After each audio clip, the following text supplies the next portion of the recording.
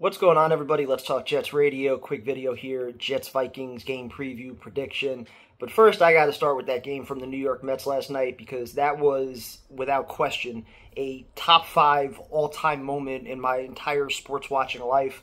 And that coming off the Lindor home run a couple days ago, easily two of the greatest home runs that I've ever seen. And to have both of them happen within a week, to kind of bury a lot of those demons against the Braves, to advance it. You almost feel like the Mets are playing with house money right now.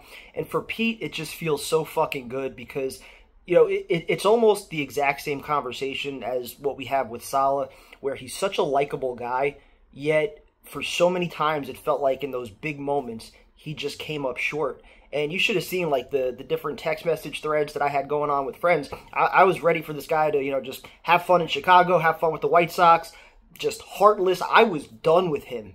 And all of those things were true until they weren't.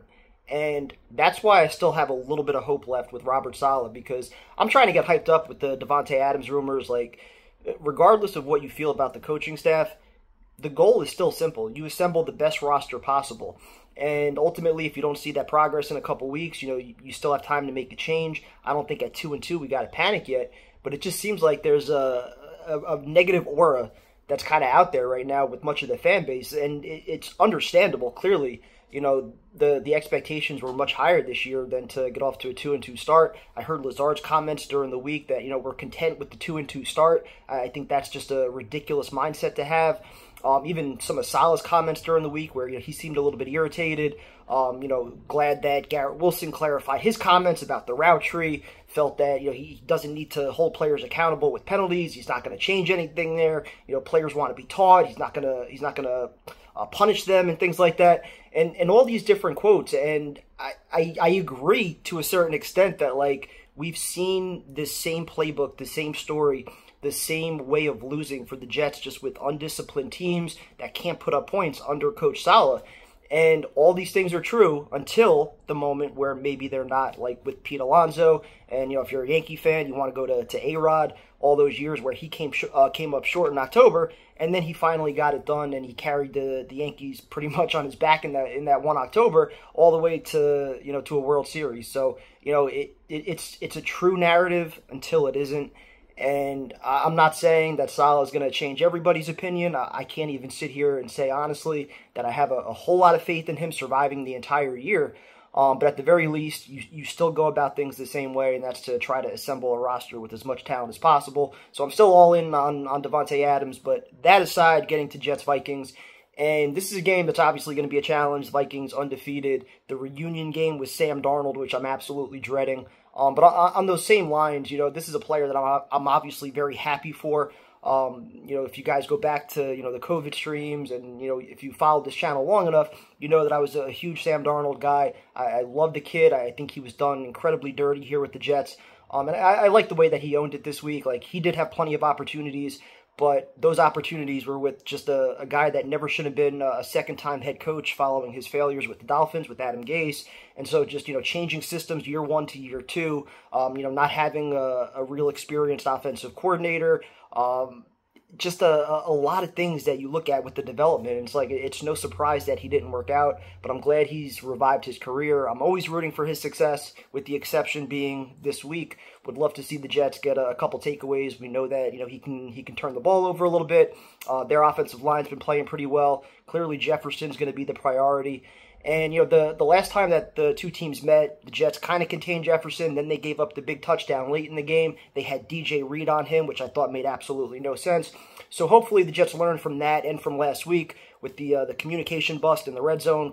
Cortland Sutton untouched. He scores a touchdown. I would have Sauce blanketing Justin Jefferson this entire game. Either that, or you go with the Belichick approach, where you go with DJ Reed with safety help and you have him doubled the entire game, and then you let Sauce go one-on-one with Jordan Addison. You could certainly do that. There's a lot of different ways that the Jets can mix up their looks, but I still think that if Jefferson's a problem early on, you got to have Sauce follow him. There's no reason not to have your best on their best. On the Jets side, offensively, the Vikings, obviously, they give up a lot of pass yards, but they also get after the quarterback, one of the highest rating blitz teams in all of football, so that's going to be a challenge. I personally like the way that Rodgers has approached this week. His different quotes in the media, he's putting this on himself. I think he's taken on that leadership role. I think he's going to get all the things figured out with the cadence and everything else. I like how he's downplayed, all the comments with him and Saleh.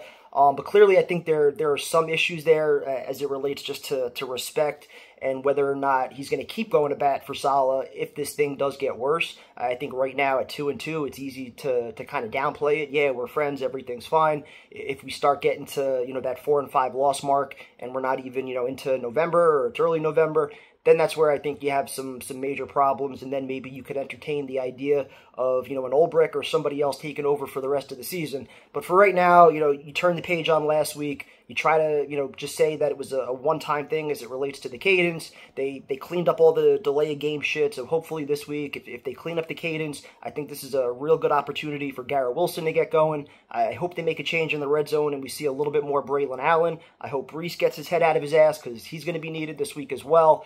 I'm personally looking at this game as kind of being a shootout. I think it's going to be one of those that we're in the fourth quarter. It's, 27-24, one way or the other. But I do think the Jets are going to prevail here. I think they still have the advantage at quarterback. I think Garrett's due for a big game. I think he's been hearing all the whispers. I think he's clearly, ready to show that he's a number one wide receiver. And I think Aaron Rodgers also, is going to want to make sure the two of them are on the same page, and he's going to try to focus on him early. So I think the Jets offense is really going to be just determined to put up some points and just silence all those critics from, the past week or so. And I'm expecting a win. I really am. I'm more worried about the defense this week than I am the offense and just how they adjust to Jefferson. If he's a problem early on, that's something that, Saleh, you never really know how those halftime adjustments are going to go. But I'm feeling good. I think the Jets turn the page, 3-2. Worst case scenario, if you do lose, you're 2-3 with both losses in the NFC. So it's not the end of the world if they lose, but certainly just for all the media, the headlines, and everything else to quiet down, I think this is a pretty important one that the Jets get. So talk to you guys later.